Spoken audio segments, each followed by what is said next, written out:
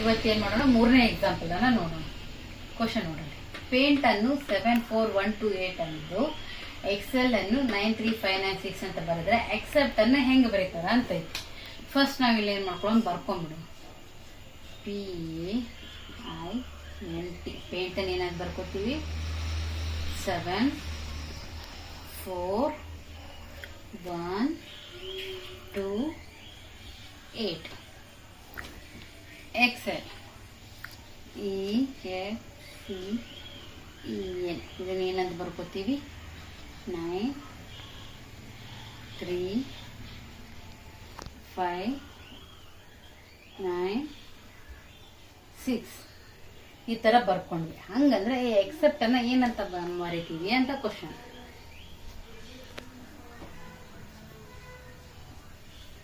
Okay, ಇಲ್ಲಿ ನೋಡ್ರಿ, ಇಲ್ಲಿ ಎ ಐತಿ, ಏನೈತಿ 4, ಸಿ ಇಲ್ಲಿಲ್ಲ, ಸಿ ಇಲ್ಲೈತಿ, ಸಿ ಏನದ 5,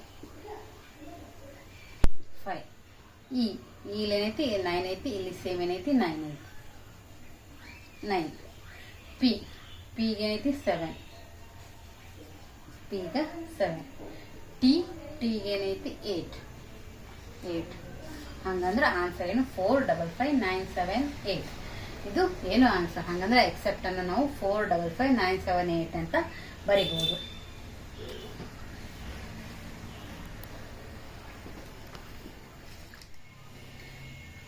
ಹಾಯ್ ಫ್ರೆಂಡ್ಸ್, ನಾವೇನ್ ಮಾಡಿದ್ವಿ, ಈಗ ಇನ್ನೊಂದು ಎಕ್ಸಾಂಪಲ್ ನೋಡಿದ್ವಿ. ಈಗ ಏನು ನೆಕ್ಸ್ಟ್ ಎಕ್ಸಾಂಪಲ್, 4th ಎಕ್ಸಾಂಪಲ್. ಇದು ಬೇರೆ ಟೈಪ್ ಎಕ್ಸಾಂಪಲ್. ಹೆಂಗಂದ್ರೆ ನೋಡ್ರಿ, ಬಿಳಿಯನ್ನ ನೀಲಿ ಅಂತ, ನೀಲಿಯನ್ನು ಕೆಂಪು ಎಂದು, ಕೆಂಪನ್ನು ಹಳದಿ ಎಂದು, ಹಳದಿಯನ್ನ ಹಸಿರೆಂದು, ಹಸಿರನ್ನ ಕಪ್ಪೆಂದು, ಕಪ್ಪನ್ನ ನೇರಳೆ ಎಂದು, ನೇರಳೆಯನ್ನ ಕಿತ್ತಳೆ ಎಂದು ಕರೆದರೆ ಮಾನವನ ದೇಹದ ರಕ್ತದ ಬಣ್ಣವೇನು ಅಂತ ಕೇಳ. ಇದೇನೋ ಕನ್ಫ್ಯೂಸ್ ಆಗಕ್ಕೆ ಇಷ್ಟೆಲ್ಲ ಕೊಟ್ಟಾರ ನೋಡ್ರಿ. ಫಸ್ಟ್ ದೇಹದ ಬಣ್ಣ ಏನಿರ್ತೈತಿ, ಕೆಂಪು ಇರ್ತೈತಿ. ಬಟ್ ಇಲ್ಲಿ ನಾವೇನಂತ ಅನ್ಕೊಂಡಿವಿ, ಇದು ಕೆಂಪು, ನನಗೆ ನೀಲಿಯನ್ನು ಕೆಂಪು ಎಂದು ಅನ್ನೋ. ನೀವೇನು ಕನ್ಫ್ಯೂಸ್ ಆಗ್ಬಾರ್ದು, ನೀಲಿ ಅಂತ ಕನ್ಫ್ಯೂಸ್ ಆಗ್ಬಾರ್ದು. ಇಲ್ಲಿ ಪರ್ಟಿಕ್ಯುಲರ್ ಆಗಿ ಹೇಳ, ಕೆಂಪನ್ನು ಹಳದಿ ಎಂದು, ಹಳದಿಯನ್ನು ಹಸಿರೆಂದು. ಅದಕ್ಕೆ ನಾವೇನು ಮಾಡಬೇಕು, ಇಲ್ಲಿ ಹಳದಿ ಈ ಆಪ್ಷನನ್ನು ಸೆಲೆಕ್ಟ್ ಮಾಡ್ಕೋಬೇಕಾಗ್ತದೆ. ಯಾಕಂದ್ರೆ ಇಲ್ಲಿ ಸ್ವಲ್ಪ ಕನ್ಫ್ಯೂಸ್ ಆಗ್ತದೆ. ನೀಲಿಯನ್ನು ಕೆಂಪು ಅಂತೀವಿ, ಆದರೆ ಪರ್ಟಿಕ್ಯುಲರ್ ಆಗಿ ಮಾನವನ ದೇಹದ ರಕ್ತದ ಬಣ್ಣವೇನು, ರಕ್ತದ ಬಣ್ಣ ಕೆಂಪು. ಆದರೆ ಇಲ್ಲಿ ಕೆಂಪನ್ನು ನಾವೇನು ಅನ್ಕೋತೀವಿ, ಹಳದಿ ಅನ್ಕೋತೀವಿ. ಅದಕ್ಕೆ ಇಲ್ಲಿ ಉತ್ತರ ಏನು, ಹಳದಿ. ಹಳದಿ ಇಸ್ ದ ಕರೆಕ್ಟ್ ಆನ್ಸರ್.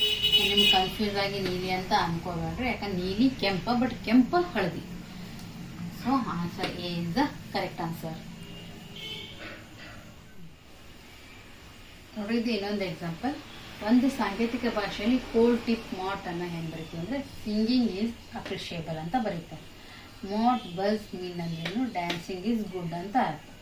ಮತ್ತು ಟಿಪ್ ನಾಟ್ ಬಸ್ ಅಂದರೆ ಏನು, ಸಿಂಗಿಂಗ್ ಆ್ಯಂಡ್ ಡ್ಯಾನ್ಸಿಂಗ್ ಅಂತ ಅರ್ಥ. ಹಾಗಾದರೆ ಗುಡ್ ಎಂಬುದಕ್ಕೆ ಯಾವುದು ಸಂಕೇತವಾಗಿದೆ ಅಂತ ಕೇಳೋಣ. ಇಲ್ಲಿ ಫಸ್ಟ್ನೇದ್ರೊಳಗೆ ನೋಡಿ, ಕೋಲ್ಡ್ ಟಿಪ್ ಮಾಟ್ ಏನೈತಿ, ಸಿಂಗಿಂಗ್ ಈಸ್ ಅಪ್ರಿಷಿಯಬಲ್. ಇದರೊಳಗೇನು ಗುಡ್ ಅನ್ನೋದಿಲ್ಲ. ಡ್ಯಾನ್ಸಿಂಗ್ ಈಸ್ ಗುಡ್, ಇದನ್ನ ಹೆಂಗ ಮಾಡ್ ಬಸ್ ಮೀನ್ ಅನ್ನು ಡ್ಯಾನ್ಸಿಂಗ್ ಈಸ್ ಗುಡ್ ಅಂತ ಬರೀತೀವಿ, ಇದ್ರೊಳಗೆ ಗುಡ್ ಐತಿ. ಆ್ಯಂಡ್ ಟಿಪ್ ನಾಟ್ ಬಸ್ ಅಂದ್ರೇನು, ಸಿಂಗಿಂಗ್ ಆ್ಯಂಡ್ ಡ್ಯಾನ್ಸಿಂಗ್, ಇದ್ರೊಳಗೂ ಗುಡ್ ಇಲ್ಲ. ಹಂಗಂದ್ರೆ ಇದ್ರೊಳಗೆ ಒಂದೇ ಗುಡ್ ಐತಿ. ಅವಾಗ ನಾವು ನೋಡ್ಬೇಕು. ಮಾಡ್ ಬಸ್ ಮೀನ್ ಅಂದ್ರೆ, ಇದು ಮಾಟ್ ಅಂದ್ರೆ ಇದು ಒಂದನೇದ್ದು ವರ್ಡ್ ಡ್ಯಾನ್ಸಿಂಗ್ ಆಗ್ತಾವ, ಎರಡನೇದ್ದು ಬಸ್ ಅನ್ನೋದೇನು ಈಸ್ ಆಗ್ತೈತಿ. ಅವಾಗ ಈ ಮೀನ್ ಅನ್ನೋದೇನು ಗುಡ್ ಆಗ್ತೈತಿ. ಹಂಗಂದ್ರೆ ಮಾಡ್ bus mean dancing is good. ಈ ಗುಡ್ ಎಂಬುದನ್ನು ಇದರ ಒಳಗೆ ಸಾಂಕೇತಿಕ MIN ಅಂದ್ರೆ ಇದರದ ಆನ್ಸರ್ ಏನು, MIN. ಗುಡ್ ಎಂಬುದಕ್ಕೆ ಯಾವುದು ಸಂಕೇತವಾಗಿದೆ ಅಂತ ಹೇಳಾರ, MIN ಇದು ಗುಡ್, ಇದು ಸಂಕೇತವಾಗಿದೆ ಅಂತ ಹಾಕ್ಬೋದು. ಇದರದ್ದು ಇನ್ನೊಂದು ಎಕ್ಸಾಂಪಲ್ ನೋಡೋಣ. ಅದು ಒಂದು ಸ್ವಲ್ಪ ಡಿಫ್ರೆಂಟ್ ಆಗಿರ್ತೈತಿ, ನೋಡೋಣ. ಅವಾಗ ಇನ್ನೊಂದು ಸ್ವಲ್ಪ ಕ್ಲಿಯರ್ ಅಂತ ಅನಿಸ್ತೈತಿ. ಅದು ಇದಕ್ಕಿಂತ ಚೂರು ಡಿಫ್ರೆಂಟ್ ಐತಿ. ಇದು ಒಂಥರ ಬೇರೆ, ಆದ್ರೆ ಅದು ಒಂದು ಸ್ವಲ್ಪ ಬೇರೆ ಐತಿ. ನೋಡೋಣ ಅದು ಹೆಂಗಿರ್ತೈತಂತ. ಒಂದು ಎಕ್ಸಾಂಪಲ್ ನೋಡಿದ್ವಲ್ಲ, ನಾ ಹೇಳಿದ್ವಲ್ಲ, ಅದಕ್ಕಿಂತ ಒಂದು ಚೂರು ಡಿಫ್ರೆಂಟ್ ಆಗಿರೋ ಎಕ್ಸಾಂಪಲ್ ನೋಡೋಣ ಅಂತ ಹೇಳಿ. ನೋಡ್ರಿ, ಈಗ ಒಂದು ಸಾಂಕೇತಿಕ ಭಾಷೆಯಲ್ಲಿ 134 ಅಂತಂದ್ರೆ ಗುಡ್ ಆ್ಯಂಡ್ ಟೇಸ್ಟಿ ಅಂತ ಬರಿತೀವಿ. ಹೆಂಗಂದ್ರೆ 134 ಅನ್ನೋದನ್ನ ಏನು ಬರಿತೀವಿ, ಗುಡ್ ಆ್ಯಂಡ್ ಟೇಸ್ಟಿ ಅಂತ ಬರಿತೀವಿ. 478 ಎಂಬುದನ್ನು ಹೆಂಗೆ ಬರಿತೀವಿ ಅಂದ್ರೆ, ಸಿ ಗುಡ್ ಪಿಕ್ಚರ್ಸ್. ಅಂತ ಬರಿತೀವಿ. 7 to 9 ಎಂಬುದನ್ನು ಏನಂತ ಬರಿತೀವಿ ಅಂದ್ರೆ ಪಿಕ್ಚರ್ಸ್ ಆರ್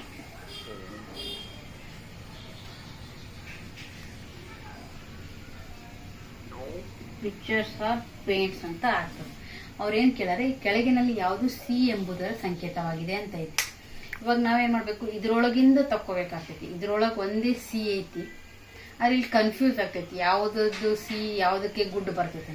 ನಾವೀಗ 1ನೇ ದಿನ 2ನೇ ದಿನ ಕಂಪೇರ್ ಮಾಡಿ, ಇಲ್ಲಿ ಗುಡ್ ಐತಿ ಇಲ್ಲಿ ಗುಡ್ ಐತಿ. ಅವಾಗ ಏನು ಗೊತ್ತಾಗ್ತೈತಿ ನಮ್ಗೆ, 4 ಎಂಬುದೇನು ಇದು ಗುಡ್. ಇವಾಗ ಇದನ್ನ ನೋಡಿ, see good pictures are paint. ಇಲ್ಲಿ ಪಿಕ್ಚರ್ಸ್ ಕಾಮನ್, ಇಲ್ಲೇನು 7 2 ಕಡೆ ಐತಿ, ಇಲ್ಲಿ ಏನಾಗ್ತೈತಿ 7. ಅವಾಗಿದೇನು ಪಿಕ್ಚರ್ಸ್ ಅಂತ ಗೊತ್ತಾಯ್ತು. ಆಯ್ತಾ? ಅವಾಗೇನು ಗುಡ್ ಅಂದ್ರೆ ಏನನ್ನೋದು ಗೊತ್ತಾಯ್ತು, 4 ಅನ್ನೋದು ಗೊತ್ತಾಯ್ತು, 7 ಅಂದ್ರೆ ಏನು ಪಿಕ್ಚರ್ಸ್ ಅಂತ ಗೊತ್ತಾಯ್ತು. ಅವಾಗ ಆಟೋಮೆಟಿಕ್ ಆಗಿ ಏನಾಯ್ತು, ಸಿ ಅಂದ್ರೆ 8. The answer is 8. ಸಿ ಎಂಬುದು ಏನು 8ರ ಸಂಕೇತವಾಗಿದೆ ಅಂತ ಗೊತ್ತಾಯ್ತು. ಹಿಂಗೆ ನಮಗೆ ಈಸಿಯಾಗಿ ಗೊತ್ತಾಗ್ಬಿಡ್ತೈತಿ. ಹಿಂಗೆ ನೀವು ಬರ್ಕೊಂಡ್ರೆ ಅಂದ್ರೆ ಈಸಿಯಾಗಿ ನಿಮ್ಗೆ ಏನಾಗ್ತೈತಿ, ಐಡೆಂಟಿಫೈ ಮಾಡೋಕೆ ಗೊತ್ತಾಗ್ತದೆ, ಯಾವುದೇ ಕನ್ಫ್ಯೂಷನ್ ಇರೋಂಗಿಲ್ಲ.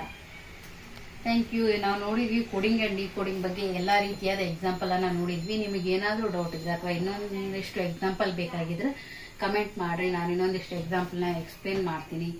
ಏನಾದರೂ ನಿಮಗೆ ಮತ್ತೆ ಡೌಟ್ಗಳಿದ್ರೆ ಕೇಳ್ರಿ. ನಿಮಗೆ ಯಾವುದೇ ಕ್ವಶನ್ಸ್ ಇದ್ರೂ ನನಗೆ ಕಮೆಂಟ್ ಮಾಡಿರಿ, ಆ ಕ್ವಶನ್ಸನ್ನು ಕ್ಲಿಯರ್ ಮಾಡ್ತೀನಿ. Thank you.